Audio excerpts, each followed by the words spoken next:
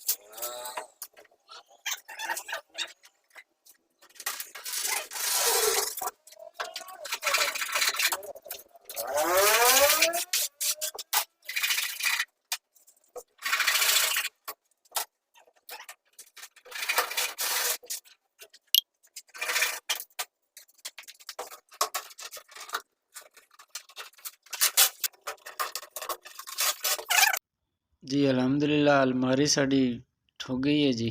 Profile उत्ते लाउण लगे हाँ, इस जगह ते रहिंदी है, बाकी साड़ां ते लग गई।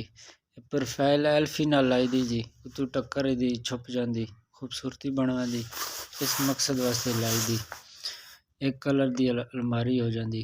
ये अलमारी हैंगर है, अलमारी जी दा डब्बा बॉक्स असी ठोक दिता ते प्रोफाइल वगैरह लग गई है। ते बाकी इंशाल्लाह कल तो नैक्सट वीडियो मिलसी। अज दी वीडियो इत्थे स्टॉप कर दियां, बाकी वीडियो तो कल नैक्सट वीडियो च विखासी किस तरह दी फिटिंग होनी, किस जगह तिस लगनी है, फिटिंग करके बकाया दी उत्ते डोर वगैरह लैसी। ओके जी, अल्लाह हाफिज़।